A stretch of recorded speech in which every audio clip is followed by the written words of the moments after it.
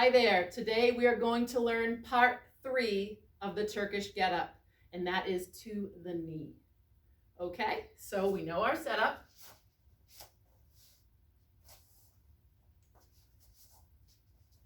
Okay.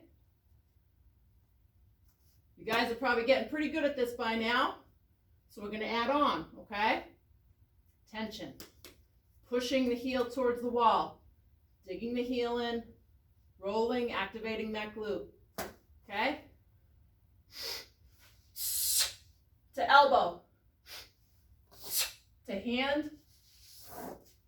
To knee. Okay? So it's a sweep. Okay? It's a sweep of the leg. So from here, I'm in my nice, tall, proud position. I just sweep to the knee. Now, the position that I'm in, see, my hand, my knee, and my foot are all in alignment, okay?